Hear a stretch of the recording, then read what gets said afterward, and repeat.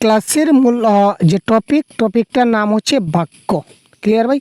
আমরা এবার আলোচনা করব বাক্য নিয়ে। বাক্যের সম্পূর্ণ বিষয়টা আমি আপনাদের আজকে আবার ক্লিয়ার করার চেষ্টা করছি। তো সম্পূর্ণ বাক্যের ক্লাসটা আপনারা আজকের এখানে আপনারা দেখে নিতে পারবেন। ক্লিয়ার? তো বাক্য গঠন কি, বাক্যের কি কি বৈশিষ্ট্য রয়েছে, বাক্যের শ্রেণী বা কী কী, সবগুলো জিনিস আমরা আজকের ক্লাসে আপনাদের দেখাবার চেষ্টা করব। তো বাক্য মানে কি, বাক্যটা কি আগে আমরা একটু দেখে নিই। বাংলা ব্যাকরণের অন্যতম একটা মূল বিষয় হচ্ছে বাক্য। ক্লিয়ার না? তো বাক্য মানে এক কথায় যদি বলি যে আমরা কিভাবে বলতে পারি যে একটি ভাষায় মনের ভাব সম্পূর্ণরূপে প্রকাশ করতে হলে শুধু শব্দ জানলেই হয় না, সেই শব্দগুলিকে সুশৃঙ্খলভাবে সাজাতে হয়। ইয়েস, আমাদের মনের যে কোনো কথা, মনের যে কোনো ভাব আমরা যদি প্রকাশ করতে চাই, তাহলে শুধুমাত্র শব্দগুলো জানলে আমাদের হবে না, এই শব্দগুলোকে আমাদের সুসজ্জিতভাবে সাজাতে হবে। অর্থাৎ আমার যদি এখন একটু পিপাসা পেয়ে যায়, তো আমি যদি বলি তুই জল খা, আমি নে দে চ, শব্দগুলো জানলাম কিন্তু কিছু হলো। তখন যদি বলি আমাকে এক গ্লাস জল দাও, তার মানে এই শব্দগুলোকে আমি কি করছি, অ্যারেঞ্জ করেছি। এই যে শুধুমাত্র শব্দ জানলেই হবে না, সঠিকভাবে অ্যারেঞ্জমেন্ট করতে হবে। তো অ্যারেঞ্জমেন্টটা যে করব, এই সম্পূর্ণ অ্যারেঞ্জমেন্ট করার পর যা দাঁড়াবে সেটাই হচ্ছে একটা বাক্য। শব্দগুলো সঠিকভাবে সুসজ্জিত করার পর যা দাঁড়াবে সেটা হচ্ছে কি আমাদের একটা বাক্য। ঠিক আছে? ক্লিয়ার?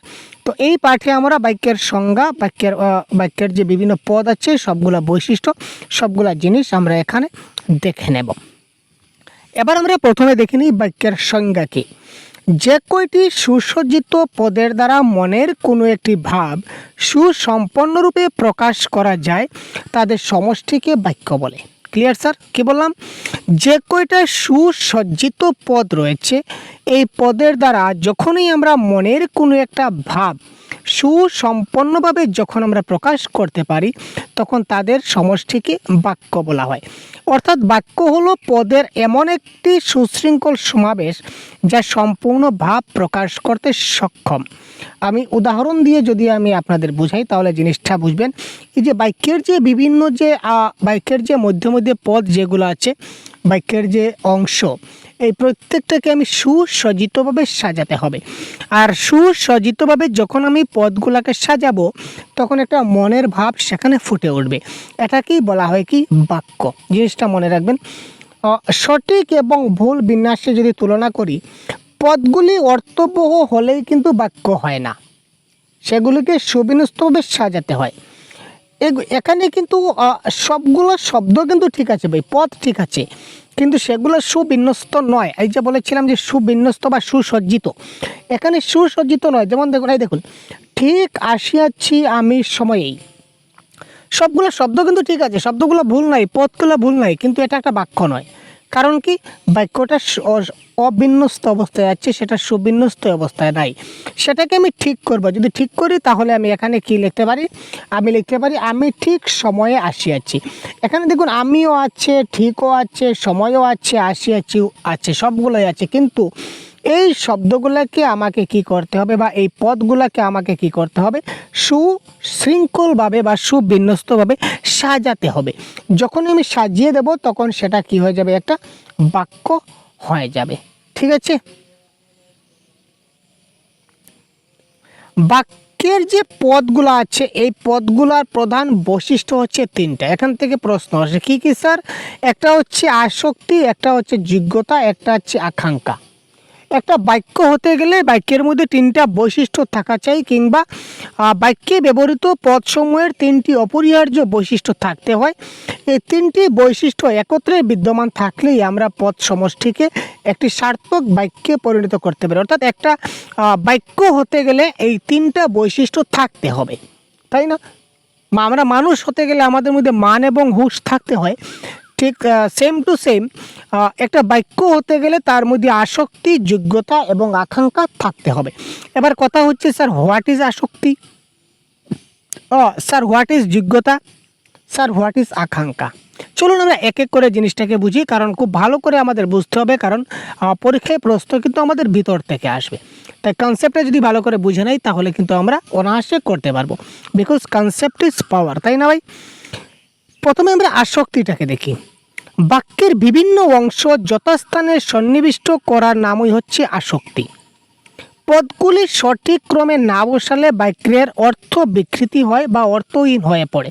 আগে যে উদাহরণটা দেখালাম যে ঠিক আসিয়াছি আমি সময়েই, এখানে কিন্তু সবগুলো পদ ঠিক আছে, ভুল নয়, কিন্তু এটা একটা বাক্য নয়। কেন বাক্য নয়? কারণ বাক্যের মধ্যে এটা সুবিন্যস্ত অবস্থায় নাই। আর সুবিন্যস্ত অবস্থায় নাই, এটাকে আমরা ব্যাকরণের বৈশিষ্ট্যের ভাষায় কি বলতে পারি? যে এটার আসক্তি নাই। আসক্তি, দ্যাট ইজ আসক্তি। আসক্তি মানেই হচ্ছে যে সঠিকভাবে সুবিন্যস্ত অবস্থায় যদি বসতে পারে, দ্যাট ইজ কল আসক্তি। ক্লিয়ার না? ঠিক আসিয়াছি আমি সময়, এটা কিন্তু সঠিক না। এটাকে যদি আমি সঠিক করতে হয় তাহলে আমাকে বলতে হবে আমি ঠিক সময়ে আসিয়াছি। অর্থাৎ কোন শব্দের পর কোন শব্দ বসবে, কোন পদের পর কোন পদ বসবে, এটা সঠিকভাবে বসিয়ে যখন আমি একটা অর্থ প্রকাশ করব তখন সেটা হবে একটা বাক্য। আর এই সঠিকভাবে বসানোই হচ্ছে বাক্যের আসক্তি। যদি ঠিক আসিয়াছি আমি সময়েই, তো এটা বাক্য নয়। যদি প্রশ্ন এইভাবে আসে যে ঠিক আসিয়াছি আমি সময়েই, এটা একটা বাক্য নয়। তো এটা বাক্যের মধ্যে তার কোন গুণটা নাই? এটা বাক্য নয়, তার কারণ তার মধ্যে নাই। কি নাই? অপশনে থাকবে আসক্তি, যোগ্যতা, আকাঙ্ক্ষা বা কোনোটাই নয়। কারেক্ট আনসার হবে আসক্তি। কারণ অ্যারেঞ্জমেন্ট নাই। মনে রাখবেন আসক্তি মানে কি? অ্যারেঞ্জমেন্ট বা সিস্টেমেটিক ওয়ে আমরা যেটা বলতে পারি, দ্যাট ইজ কল আসক্তি। ক্লিয়ার? তারপর আমরা দেখি যোগ্যতা। ক্লাসটা দীর্ঘ হবে। তারপর হবে আমাদেরকে যোগ্যতা। যোগ্যতা মানে কি? কোনো পদসমষ্টি উচ্চারিত হওয়ার সঙ্গে সঙ্গে ভাব প্রকাশে যদি কোনো অসঙ্গতি না থাকে তবে সেই পদসমূহের বাক্য গঠনের যোগ্যতা আছে বলা যায় না। যেমন বাক্যটা আমরা যে বলবো, বাক্যের অর্থটা আদৌ যুক্তিযুক্ত কতটা আছে সেটা আমরা দেখে নেই। উদাহরণ দিয়ে যদি বলি, এই দেখুন, রিনা ঘাসে সাঁতার দিতেছে, এটা একটা বাক্য, আমরা বলতে পারি এটা বাক্য। ক্লিয়ার না? কিন্তু রিনা কি ঘাসে সাঁতার দেয়? রিনা হচ্ছে একজন মানুষ, সে ঘাসে সাঁতার দিতেছে। আরে ভাই, কখনো কি কোনো মানুষ ঘাসে সাঁতার দেয়? এটা আপনি শুনতে পেয়েছেন? এটা আসলে তো অসত্য না, এটা হচ্ছে একটা মিথ্যা কথা। যখনই এই ধরনের কোনো মিথ্যা কথা প্রকাশ পাবে কোনো বাক্যে, দ্যাট ইজ কল এইখানে তার যোগ্যতা নাই। সুতরাং এটা কোনো বাক্য নয়। এটা সঠিক যোগ্যটা কি হবে? যোগ্য হবে রিনা জলে সাঁতার দিচ্ছে। এবার যদি বলি সূর্য উত্তর দিকে উদিত হয়, সূর্য উত্তর দিকে উদিত হয়, বাক্য তো সঠিকভাবে অ্যারেঞ্জমেন্ট ঠিকঠাক করলাম, এখানে কিন্তু আসক্তি আছে। এটা বাক্যের আসক্তি আছে, আমরা বলতে পারি বাক্যের আসক্তি 100%, কারণ একটা সিকোয়েন্সে বা ক্রম অনুসারে আছে, কোনো ডাউট নেই। কিন্তু এখানে যোগ্যতা অনুসারে কি ঠিক আছে?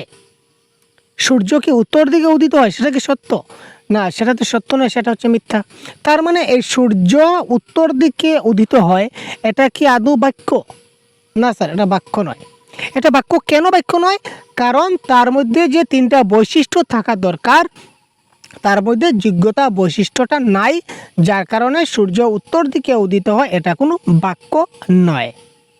সঠিক তাহলে স্যার এটা সঠিক কী হবে? সূর্য উত্তর দিকে, সূর্য পূর্ব দিকে উদিত হয়। ক্লিয়ার? তারপর হচ্ছে আকাঙ্ক্ষা। আকাঙ্ক্ষা একটু অন্য ধরনের। কী ব্যাপারটা দেখি আমরা। বাক্যের কিছু অংশ বলার পর অবশিষ্ট অংশটুকু বলার জন্য বক্তার যেমন আগ্রহ থাকে, তেমনি না বলা অংশটুকু শোনার জন্য শ্রোতারও কিন্তু অনেক আগ্রহ জন্মে। পদসমষ্টি সেই আকাঙ্ক্ষা যদি পরিতৃপ্ত করতে পারে তাহলে বাক্যটির আকাঙ্ক্ষা আছে আমরা বলতে পারি। যেমন আমরা কিছু একটা বলতে যাই, বলতে বলতে হঠাৎ যদি একটা জায়গায় থেমে যাই, থামার পর বাক্যটা কিন্তু শেষ হয়নি, বাক্যটা অর্ধেক বাক্যে যদি আমরা থেমে যাই এবং পরবর্তীতে কি আছে সেটা যদি আমরা একটা শ্রোতা, পরবর্তীতে একটা শ্রোতা শোনার জন্য সে কী করছে? আকাঙ্ক্ষা করছে। তো এই পরবর্তীতে শুনিয়ে তার যদি আকাঙ্ক্ষাটা পূরণ করতে পারি, তার মানে সেটা বাক্য তার আকাঙ্ক্ষা পূর্ণ হয়েছে। যদি এই পদ দ্বারা তার আকাঙ্ক্ষা পূর্ণ না হয়, তার মানে সে আকাঙ্ক্ষা নয়। এস ফর এক্সাম্পল, তোমাদের শ্রেণীর অরুণ, তোমাদের শ্রেণীর অরুণ, তোমাদের শ্রেণীর অরুণ, তারপর কি করছে? তারপর মানে তার এই তোমাদের শ্রেণীর অরুণ বলার সঙ্গে সঙ্গে সকলের মনে একটা আকাঙ্ক্ষা তৈরি হয়ে গেছে যে তারপরে কি আসবে। স্যার অরুণ কী করলো স্যার? আমি কিন্তু তোমাদের শ্রেণীর অরুণ বলে শেষ করে দিলাম। এবার যদি বলি তোমাদের শ্রেণীর অরুণ বলে অতটুকু তো শেষ। তারপর শ্রোতারা কিন্তু শোনার জন্য আগ্রহী। তো পরবর্তী বাক্যটা আমি বললাম আমি জল খেতে যাচ্ছি। এটা ব্যাপারটা বুঝবেন, একটু ভালো করে বুঝবেন। তোমাদের শ্রেণীর অরুণ, বললাম, তারপর শ্রোতারা কিন্তু শোনার জন্য আগ্রহী যে কি হতে পারে। তো এখানে আমি বলে ফেলাম আমি জল খেতে আগ্রহী, সেটা একটা বাক্য হলো। তোমাদের শ্রেণীর অরুণ, এটা একটা বাক্য। আমি জল খেতে যাচ্ছি বা আমি জল খেয়েছি, এটাও আর একটা বাক্য। তো দুটোকে যদি মিলাই দিলাম যে তোমাদের শ্রেণীর অরুণ আমি জল খেতে যাচ্ছি, তো এটা কি এই যে তোমাদের শ্রেণীর অরুণের সঙ্গে আমার জল খাওয়ার কোনো সম্পর্ক আছে? শ্রোতার কি কোনো আকাঙ্ক্ষা পূর্ণ হলো না? তার মানে বাক্য আকাঙ্ক্ষা নয়। তো সঠিকটা কী হবে যদি এই ধরনের হয় যে তোমাদের শ্রেণীর অরুণ সর্বভারতীয় নৃত্য প্রতিযোগিতায় প্রথম হয়েছে, তার মানে এটা একটা আকাঙ্ক্ষা পূর্ণ করেছে যে ওহো অরুণ কী করেছে, হয়তো খুব খারাপ একটা কাজ করেছে, নতুবা খুব একটা ভালো কাজ করেছে, মানে ওই রিলেটেড যদি কিছু একটা ভালো করে বোঝায়, দ্যাট ইজ কল আমরা বলতে পারি যে এটাকে কি রয়েছে ভাই, বাক্যের আকাঙ্ক্ষা রয়েছে। তো আমরা বুঝলাম বাক্যের পদের তিনটা বৈশিষ্ট্য, একটা হচ্ছে আসক্তি, এটা হচ্ছে যোগ্যতা, একটা হচ্ছে আকাঙ্ক্ষা। তো এই তিনটা কি আবার একবার ফাইনালি রিভাইজ করে দিই। আকাঙ্ক্ষা মানে সঠিকভাবে অ্যারেঞ্জমেন্ট করতে হবে। যদি অ্যারেঞ্জমেন্ট যে একটার পর একটা কোনটার পর কোনটা কোন শব্দ কোন পদ বসবে সঠিকভাবে যদি বিন্যাস করতে পারে, দ্যাট ইজ কল আসক্তি। যদি যোগ্যতা থাকে অর্থাৎ বাক্যটা সঠিক কিনা না, ভুল আছে কিনা না, শুদ্ধ আছে কিনা না, তো এটা যদি যাচাই করে যদি কি বাক্যটা শুদ্ধ আছে তার মানে তার যোগ্যতা আছে, যদি কিনা বাক্যটা ভুল আছে তার মানে তার যোগ্যতা নাই। আবার এই যে আকাঙ্ক্ষাগত যদি কিছু কোনো একটা পরবর্তী বাক্যে যদি তার আকাঙ্ক্ষা পূর্ণ করতে পারে তখন সেটা বাক্যের আকাঙ্ক্ষা আছে। যদি আকাঙ্ক্ষা পূর্ণ করতে পারে না, দ্যাট ইজ কল আকাঙ্ক্ষার অভাবে সেটা বাক্য হলো না। Clear sir? এবার বাক্যের আরও দুইটা প্রধান অংশ আছে, যেটা একটা হচ্ছে উদ্দেশ্য আর একটা হচ্ছে বিদেহ। দেখুন বাক্যের আরও দুইটা অংশ আছে, একটা হচ্ছে উদ্দেশ্য পাঠ আর একটা হচ্ছে কি স্যার বিদেহ পাঠ। উদ্দেশ্য মানে কি? যাকে উদ্দেশ্য করে কিছু করা হয় সেটাই বাক্যের উদ্দেশ্য। যাকে উদ্দেশ্য করে আমরা কিছু একটা করি, কোনো একটা কাজ করি, সেটাই হচ্ছে বাক্যের উদ্দেশ্য। সহজ কথায় বাক্যের মূল বিষয় বা প্রসঙ্গই হচ্ছে উদ্দেশ্য। আর বিদেহটা কি? উদ্দেশ্য সম্বন্ধে যা কিছু বলা হয় সব কিছু হচ্ছে বিদেহ। যেমন উদ্দেশ্যের ক্রিয়া, গুণ, অবস্থা, এই সব কিছু হচ্ছে কি অন্তর্ভুক্ত। একটা জিনিস মনে করতে হবে আমাদের, প্রত্যেকটা পূর্ণাঙ্গ বাক্যে অর্থাৎ একটা পূর্ণ বাক্যে অন্তত একটি উদ্দেশ্য এবং একটা বিদেহ থাকবেই। যদি একটা উদ্দেশ্য এবং একটা বিদেহ না থাকে তাহলে কখনো বাক্যটা পূর্ণাঙ্গ বাক্য বা পূর্ণ বাক্য হবে না। ঠিক আছে? এই দুটি অংশই বাক্যের কঙ্কাল গঠন করে। আমরা বলি না মানুষের কঙ্কাল, তো মানুষের মধ্যে যদি কঙ্কালই না থাকে তাহলে সে কি মানুষ? সে তো মানুষ না। কঙ্কাল মানে কি? হাড়। তো আমাদের মধ্যে যদি হাড়ই না থাকে তাহলে আমাদের শরীরে মাংস গজাবে কোথা থেকে, আর আমরা মানুষ তৈরি হবো কোথা থেকে, আমরা মানুষ হলাম কি করে, তাই না? তো এটা হচ্ছে উদ্দেশ্য বিধেয় হচ্ছে বাক্যের কঙ্কাল, অর্থাৎ যদি উদ্দেশ্য বিধেয় না থাকে তাহলে বাক্য থাকবে না। একটা বাক্য বাঁশি বাজে মন মাঝে কি বন মাঝে, যে বাঁশিটা বনের মধ্যে বাজছে না আমার মনের মধ্যে বাজছে। শ্রীমতী রাধারানী বা রাধিকার একটা উক্তি কৃষ্ণের প্রতি। কৃষ্ণ যখন বাঁশি বাজাচ্ছেন তখন রাধিকা ঘরে বসে বলছেন যে এই যে বাঁশিটা বাজছে সেটা আমার মনে হয় না যে বনের মধ্যে সে বাজাচ্ছে, আমার মনে হচ্ছে সে আমার মনের মধ্যে বাজাচ্ছে, আমার মনে তার বাঁশিটা বেজে উঠছে। তো এই ক্ষেত্রে তিনি বলেছিলেন বাঁশি বাজে বন মাঝে কি মন মাঝে। এই বাক্যে কাকে উদ্দেশ্য করার কথা বলেছে? কে বাজছে? কার কথা বলা হয়েছে? বাঁশির কথা বলা হয়েছে। তার মানে বাঁশিকে উদ্দেশ্য করে যেহেতু বাক্যটা বলা হয়েছে, তার মানে এই বাক্যে উদ্দেশ্যটা হচ্ছে কি বাঁশি। ক্লিয়ার? বোঝা গেল? বাঁশি বাজে, কে বাজে অর্থাৎ কাকে উদ্দেশ্য করে কথা বলা হয়েছে? বাঁশিকে উদ্দেশ্য করে। তার মানে বাঁশিটা হচ্ছে কি এই বাক্যের উদ্দেশ্য। আর বাঁশি সম্পর্কে যতটুকু বলা হয়েছে সব কিছু হচ্ছে বিদেহ। তো বাঁশি সম্বন্ধে কি বলা হয়েছে? যে বাজে মনোমাঝে কি বনমাঝে।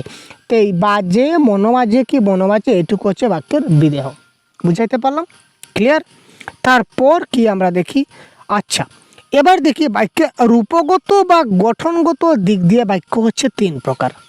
বাক্যের আমরা রূপগত বা গঠনগত দিক দিয়ে যদি আমরা আলোচনা করি তাহলে রূপগত দিক দিয়ে বা গঠনগত দিক দিয়ে বাক্য হচ্ছে আমাদের তিন প্রকার। প্রতিটি ভাগের একটি নিজস্ব বৈশিষ্ট্য এবং উদাহরণ আছে। তিন প্রকার আমরা জেনে রাখবো যে রূপগত বা গঠনগত দিক দিয়ে বাক্য হচ্ছে আমাদের কয় প্রকার স্যার? বাক্য হচ্ছে তিন প্রকার। কী কী স্যার? সরল বাক্য, জটিল বাক্য এবং যৌগিক বাক্য। মনে থাকবে, সরল বাক্য, যৌগিক বাক্য এবং জটিল বাক্য। যে বাক্যে মাত্র একটি উদ্দেশ্য এবং একটা বিদেহ থাকে তাকে সরল বাক্য বলে। ক্লিয়ার? তো আচ্ছা, আমি একটু অন্যভাবে আমি যাই, বোঝাতে সুবিধা হবে আমার। দেখুন, যেমন ধরুন, যদি কোনো বাক্যের মধ্যে ডেফিনিশন আমরা পরে যাব, আগে আমরা শর্ট টেক্সটটা আপনাদের দেখিয়ে দিই। যদি কোনো বাক্যের মধ্যে যখন তখন, যেহেতু সেহেতু, যেমন তেমন, যে সে, যদি তবে, এইগুলা যদি আপনারা পান, এগুলাকে বলা হয় সাপেক্ষ যোজক বা সাপেক্ষ সর্বনাম। এগুলো যদি আপনারা পান তাহলে মনে করে নেবেন এই বাক্যটা হচ্ছে কি জটিল বাক্য। যদি কোনো বাক্যের মধ্যে আমরা যখন তখন, যেহেতু সেহেতু, যে সে, যারা তারা, যেমন তেমন, এইভাবে রিলেটেড ওয়ার্ড যদি আমরা পাই তখন সেটা হবে জটিল বাক্য। যেমন অ্যাজ ফর এক্সাম্পল যদি বলি, যখন বৃষ্টি আসলো তখন বাইরে যাবে না, বাক্যে যখন তখন আছে। যখন আমি ঘরে ঢুকলাম তখন মা রান্না করিতেছিলেন, বাক্যে যখন তখন আছে। যেহেতু তুমি দোষ করেছ সেই হেতু তোমাকে শাস্তি পেতে হবে, এই বাক্যে যেহেতু সেহেতু আছে। যেমন কর্ম তেমন ফল, এখানে যেমন তেমন আছে। ঠিক আছে।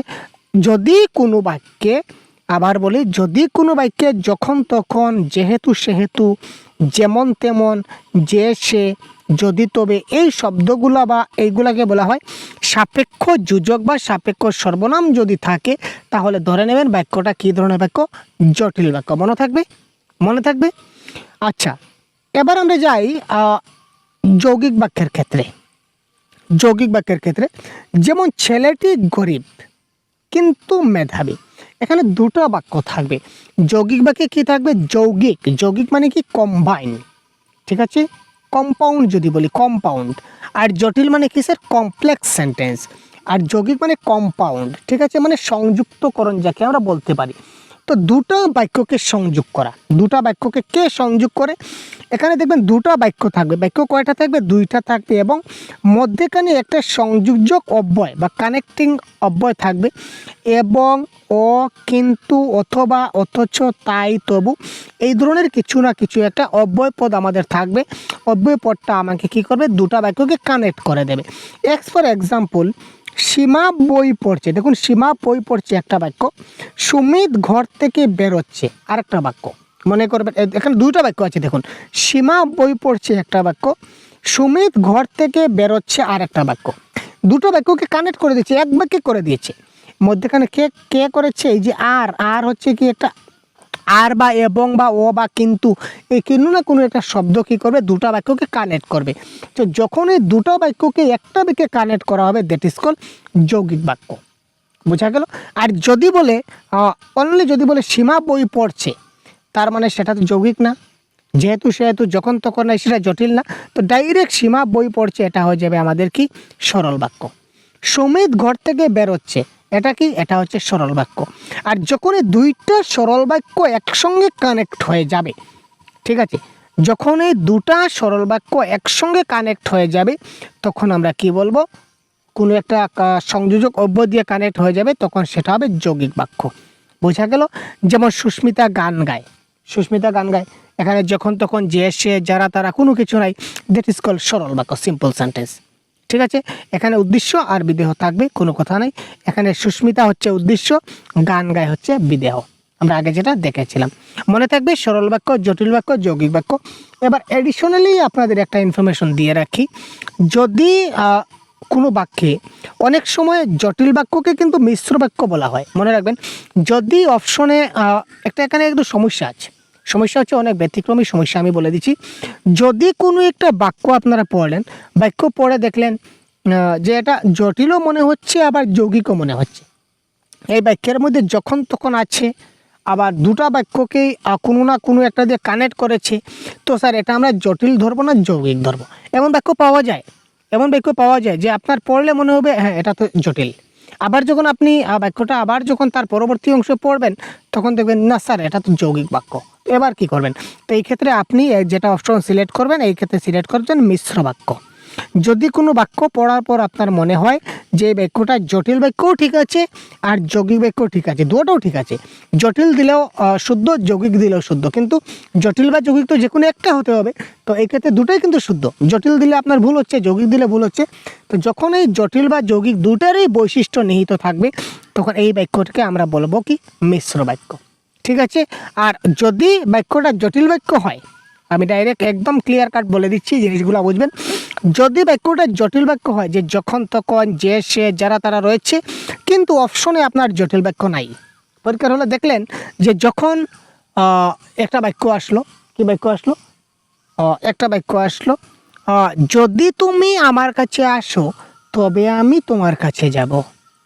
যদি তুমি আমার কাছে আসো তবে আমি তোমার কাছে যাব। যদি তবে, এই বাক্যটা তো জটিল বাক্য স্যার, কিন্তু অপশনে জটিল নাই। এবার কি করবেন? এবার অপশনে নিশ্চয় মিশ্র বাক্য থাকবে। যদি এই ধরনের কেস যদি আপনারা পান, যদি অপশনে জটিল না থাকে আর বাক্যটা জটিলের হয়, তাহলে আমরা মিশ্র দেবেন। আর যদি কোনো বাক্যে জটিল এবং যৌগিক দুটারই মিশ্রণ থাকে, ঠিক আছে, দুটারই মিশ্রণ থাকে, আর যদি আপনারা অপশনে জটিল যৌগিক মিশ্র থাকে, তো আপনারা অবশ্যই মিশ্র দেবেন। ক্লিয়ার? মিশ্র থাকবেই। তো এবার আমরা ডেফিনেশনের দিক দিয়ে 1 মিনিটে আলোচনা করি। যে বাক্যে মাত্র একটা উদ্দেশ্য, একটা বিদেহ থাকবে তাকে সরল বাক্য বলে। Very simple. জটিল বাক্য কি? যে বাক্যে একটি প্রধান খণ্ডবাক্য থাকবে এবং তার অধীনে এক বা একাধিক অপ্রধান খণ্ডবাক্য থাকে, তাকে জটিল বাক্য বলে। আমি ডেফিনেশন কেন পড়লাম? কোনো সময় পরীক্ষায় প্রশ্ন চলে আসে যে যে বাক্যে একটি অপ্রধান খণ্ডবাক্য থাকে এবং তার অধীনে এক বা একাধিক খণ্ডবাক্য থাকে, তাকে কি বলা হয়? বা বলে দেবে জটিল বাক্য কি, জটিল বাক্য কি বলে 4টা অপশন দিয়ে দেবে, তার মধ্যে এই রিলেটেড যেটা থাকবে এটা কারেক্ট আনসার হবে।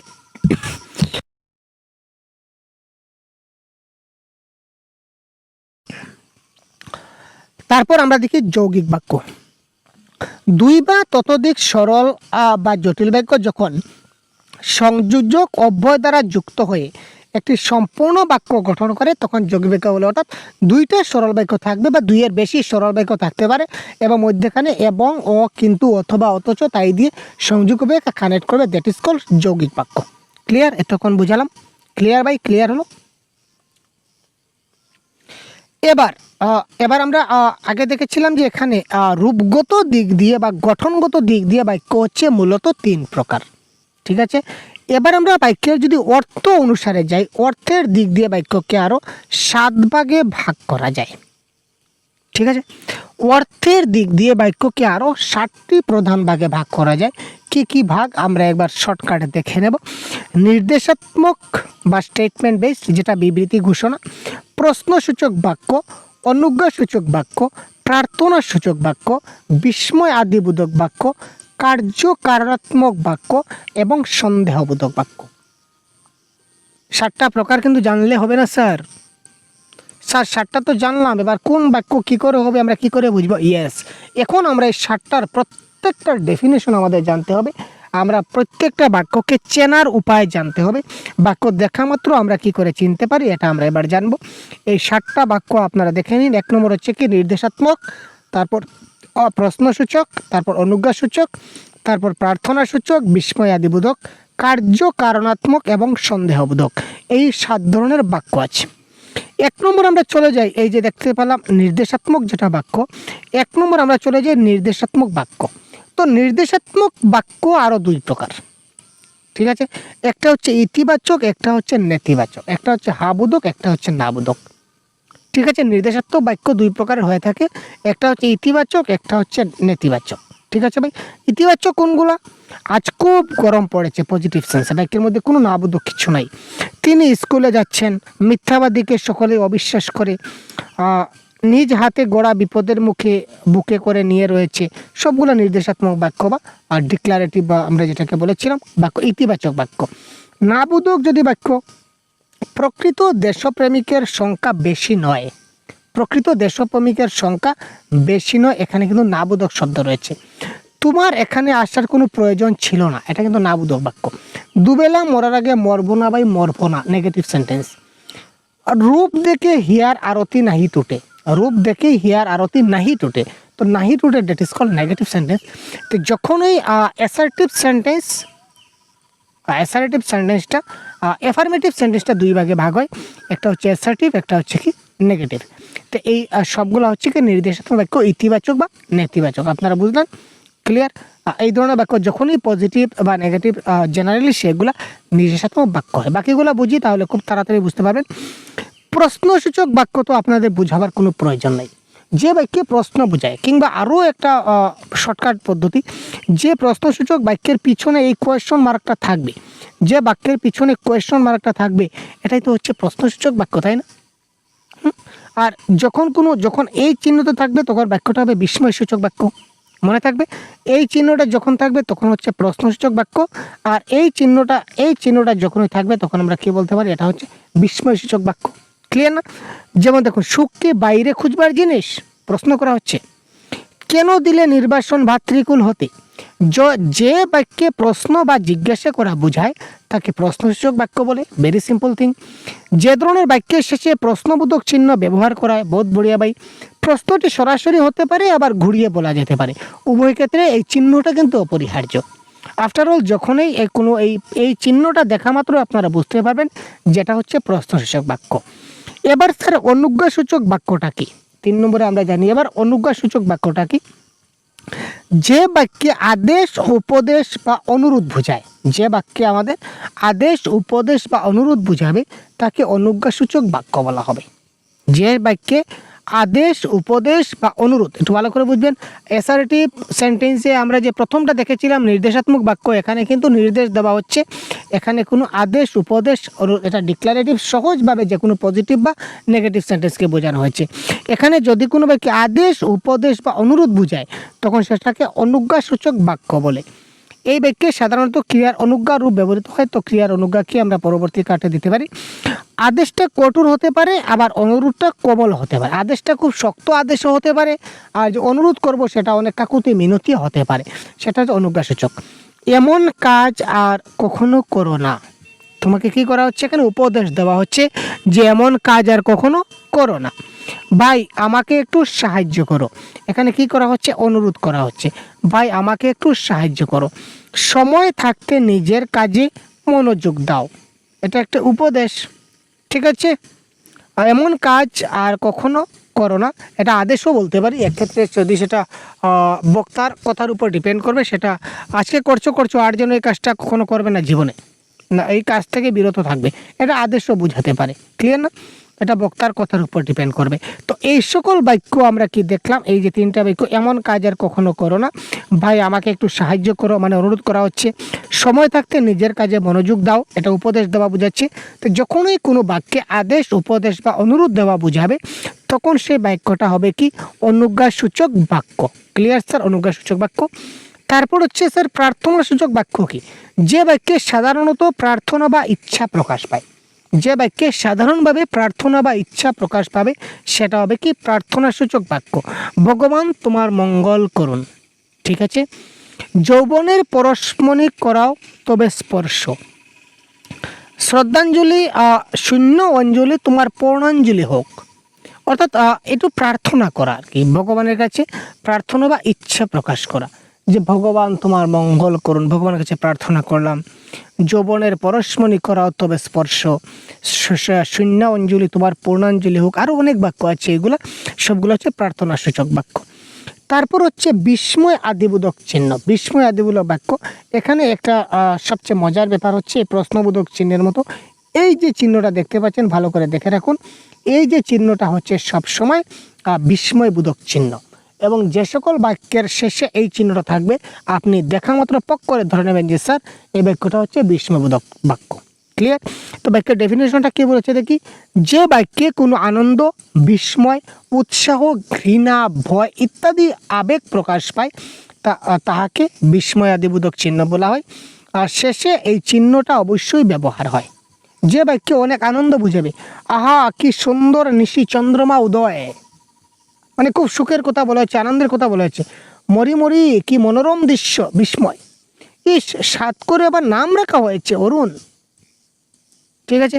মানে এখানে কি করা হচ্ছে দেখুন, ইস সাত করে আবার নাম রাখা হচ্ছে অরুণ, মানে ক্রিটিসাইজ করা হচ্ছে, ঘৃণার ছলে বলতে পারে, তাই না? তো এই দেখুন এখানেও ইস পরেও কিন্তু একটা বিস্ময়বোধক চিহ্ন আছে। তো এই সকল বাক্যকে বিস্ময়বোধক বাক্য আমরা বলতে পারি। তারপর 6 নম্বরে আমরা যেটা দেখেছিলাম এটা হচ্ছে কার্য কারণাত্মক বাক্য। স্যার এটা আবার কি? যে বাক্যে কার্যের কোনো কারণ বা শর্তের উল্লেখ থাকে, এই বাক্যটা হচ্ছে কন্ডিশনাল বাক্য, শর্ত থাকবে। এই বাক্যের মধ্যে কি থাকবে? শর্ত থাকবে। ঠিক আছে, কলা বিক্রির টাকাটা এসে গেলে চাঁদা দেব। এখানে চাঁদা দেব, আমি চাঁদা দেবো, ঠিক আছে, কিন্তু কখন দেব? যদি আমি কলা বিক্রির টাকাটা পেয়ে যাই তবে আমি চাঁদা দেব, মানে কন্ডিশন আছে। তো এইগুলাকে বলা হয় কার্যকারণাত্মক বাক্য। মন দিয়ে না পড়লে সাফল্য আসবে না, সাফল্য আসবে না, ঠিক আছে, কন্ডিশন কি? মন দিয়ে না পড়লে, ঠিক আছে না? আপনি যদি আপনি একবারটি আসেন আমাদের আনন্দ উল্লাসে পূর্ণ হবে। আমাদের আনন্দ উল্লাস পূর্ণ হবে কখন হবে? কোন কন্ডিশনে হবে? যদি আপনি আসতে পারেন। তো এই ধরনের বাক্যটা হচ্ছে কন্ডিশনাল। ঠিক আছে, বাক্যের মধ্যে শর্ত আছে। তো এই বাক্যগুলোকে বলা হয় কার্যকারণাত্মক বাক্য। খুব ভালো করে ডেফিনিশনগুলো দেখবেন, উদাহরণের সাহায্যে খুব ভালো করে বোঝার চেষ্টা করবেন। ডাউট থাকলে অবশ্যই আমাদের জিজ্ঞাসা করবেন। সন্দেহবোধক বাক্য, যদি কোনো বাক্যের মধ্যে সন্দেহ বা কোনো অনিশ্চয়তা প্রকাশ পায় তখন সেগুলোকে সন্দেহবোধক বাক্য বলে। জেনারেলি সন্দেহবোধক বাক্যটা চেনার একটা সহজ যেটা উপায়, এটা হচ্ছে বুঝি, বোধহয়, হয়তো, এই শব্দগুলো থাকবে। বুঝি, বোধহয়, হয়তো এই শব্দগুলো যদি কোনো বাক্যের মধ্যে ইনক্লুড থাকে তখন মনে করেন বাক্যটা সন্দেহবোধক হওয়ার চান্স আছে। তোরা বুঝি আমাকে ছেড়ে দিচ্ছিস, মানে সন্দেহ লাগছে আর কি। তোরা বুঝি আমায় ছেড়ে দিচ্ছিস, বুঝতে পারছেন না বাংলা অর্থটা? বোধহয় তিনি আসছেন না, মানে ডাউট, এখানে ডাউট, সন্দেহবোধক মানে ডাউট সেশন, ঠিক আছে না ভাই? Doubt session. বোধহয় তিনি আসছেন, বোধহয় আমার দ্বারা আর রেজাল্ট ভালো করা হবে না, মানে ডাউট, সন্দেহ। হয়তো বা সে ইস্তফা দেবে, মানে এটাও ডাউট। তো যদি কোনো বাক্যের মধ্যে হয়তো বা, বোধহয়, বুঝি এই ধরনের শব্দ যদি থাকে তাহলে এই বাক্যটা নিঃসন্দেহে কী ধরনের বাক্য হবে? সন্দেহবোধক বাক্য, ঠিক আছে না? তো এই কনসেপ্টগুলো যদি খুব ভালো করে আগে জেনে যাই তাহলে কিন্তু আমরা অবশ্যই খুব ভালো করে আমরা দেখতে পাবো। তো একবার আমরা একদম শেষে আমরা এই আজকের যেটা লেসন করলাম, এই লেসনের আধা ঘন্টা হয়ে গেছে ভাই। তো লেসনের সারসংক্ষেপ আমরা কী কী শিখলাম একবার দেখে নিই। প্রথমে তো আমরা বাক্যের সংজ্ঞা শিখলাম, যে বাক্যটা কি করে বাক্য হতে হবে। যদি কোনো সুসজ্জিত পদের সমষ্টি যা মনের ভাব, পূর্ণ ভাবটাকে প্রকাশ করবে। বাক্যের পদের সমষ্টিগুলোকে সুসজ্জিতভাবে হতে হবে, যেটাকে সম্পূর্ণ মনের ভাবটা প্রকাশ যদি করে, দ্যাট ইজ কল বাক্য বা সেন্টেন্স। তো এটা আমরা শিখলাম। তারপরে আমরা দেখলাম যে বাক্যের কয়টা বৈশিষ্ট্য থাকতে হবে, 3টা বৈশিষ্ট্য। একটা কি স্যার? একটা হচ্ছে আসক্তি। আসক্তি মানে কি? সঠিক বিন্যাস, যে শব্দগুলা পদগুলা এলোমেলো থাকলে হবে না, একটার পর একটা থাকতে হবে, দ্যাট ইজ কল আসক্তি। তারপর হচ্ছে যোগ্যতা, যে অসঙ্গতিপূর্ণ অর্থ, যে বাক্যের মধ্যে সূর্য পশ্চিম দিকে উদিত হয়, এইটা বাক্য কখনো বাক্য হবে না, ঠিক আছে? তো বাক্যর মধ্যে একটা সঠিকতা যাচাই থাকতে হবে, দ্যাট ইজ কল যোগ্যতা। আকাঙ্ক্ষা মানে একটা দুটা বাক্য যখন বলবো একটার সঙ্গে আরেকটা আমাদের কানেক্ট থাকতে হবে, সম্পূর্ণ আকাঙ্ক্ষা পূর্ণ করতে হবে, দ্যাট ইজ কল 3টা বৈশিষ্ট্য আলোচনা করছি। তো বাক্যের মধ্যে উদ্দেশ্য বিদেহ আমরা পড়েছি, যাকে বলা হয় সে হচ্ছে উদ্দেশ্য, আর যার সম্পর্কে যত কিছু বলা হবে সব কিছু বিদেহ। যাকে উদ্দেশ্য করে বলা হবে সে হচ্ছে উদ্দেশ্য, আর এই উদ্দেশ্য সম্বন্ধে বাকি যত কিছু বলা হবে এভরিথিং ইজ নোন এজ বিদেহ। তারপর আমরা দেখেছি যে রূপগত দিক দিয়ে বা গঠনগত দিক দিয়ে বাক্য হচ্ছে 3 প্রকার। একটা হচ্ছে সরল, একটা হচ্ছে জটিল, একটা হচ্ছে যৌগিক। তো সরল বাক্য কি? সরল বাক্যে একটা উদ্দেশ্য এবং একটা বিদেহ থাকবে। জটিল বাক্যে একটা প্রধান বাক্য থাকবে এবং সঙ্গে অপ্রধান খণ্ডবাক্যও থাকবে। জটিল বাক্যে কী থাকে? প্রধান বাক্য থাকবে এবং সঙ্গে অপ্রধান খণ্ডবাক্যও থাকবে। যৌগিক বাক্য কী হবে? 2টা সরল বাক্য থাকবে, একটা সংযোজক অব্যয় দিয়ে কানেক্টেড থাকবে। ক্লিয়ার? অর্থগত যে 7 প্রকার আমরা যে পড়লাম, কি পড়লাম? নির্দেশাত্মক, প্রশ্নসূচক, অনুজ্ঞাসূচক, প্রার্থনা, বিস্ময়, কার্যকারণ এবং সন্দেহবোধক, ঠিক আছে? আসক্তি, যোগ্যতা এবং আকাঙ্ক্ষা এই 3টা গুণ একসাথে থাকলেই পদসমষ্টি একটি জীবন্ত বাক্যে পরিণত হয়। অতি গুরুত্বপূর্ণ পয়েন্ট, যে বাক্যের মধ্যে যদি এই 3টা যদি বৈশিষ্ট্য বা 3টা গুণ যদি থাকে তাহলেই এটা একটা জীবন্ত বাক্য হিসেবে পরিণত হয়, আদারওয়াইজ এটা একটা কখনো বাক্য হয় না। ঠিক আছে, ক্লিয়ার, বোঝা গেল? তো আজকে এই ছোট্ট একটা বাক্যর ক্লাস আমরা আলোচনা করলাম। তো আমরা পরবর্তী কোনো একটা সময় আমরা বাক্যের এমসিকিউ নিয়ে আমরা আলোচনা করব। ক্লিয়ার? তো আজকে এই পর্যন্তই। যদি কোনো পয়েন্টে আপনাদের বুঝতে অসুবিধা হয় তো অবশ্যই আমাকে পার্সোনালি জানাবেন, আমি আপনাদেরকে আরেকবার তো ঝাড়খণ্ড টেটের বাংলা ভাষার প্রত্যেকটা টপিকের আমরা এই ধরনের ক্লাস আমরা দিয়ে থাকবো, আপনারা পেয়ে যাবেন। প্রত্যেকটা টপিকের ক্লাস আপনারা এলাবোরেটলি পেয়ে যাবেন। আপনাদের সহজগুরু অ্যাপ আছে, দেখতে পাচ্ছেন। এই সহজগুরু অ্যাপের কোর্সে যদি আপনারা এনরোল হয়ে যান, বাংলা ভাষার এই ধরনের 100% সম্পূর্ণ কোর্স আপনাদের সিলেবাসের অন্তর্ভুক্ত যতটা টপিক আছে প্রত্যেকটা টপিকের ক্লাস আমরা এই অ্যাপে কন্ডাক্ট করছি। সঙ্গে আপনারা mock test, practice set, live class, recorded class, PDF notes আপনারা সবগুলো পেয়ে যাবেন। যদি আপনারা এই সম্পূর্ণ কোর্সটা যদি আপনারা চান, তাহলে অবশ্যই ভিডিও ডেসক্রিপশনে দেওয়া আমাদের লিংকে ক্লিক করে আমাদের অ্যাপে খুব তাড়াতাড়ি জয়েন হয়ে যান এবং বিস্তারিত জানতে আপনারা অবশ্যই কমেন্ট সেকশনে যোগাযোগ করুন।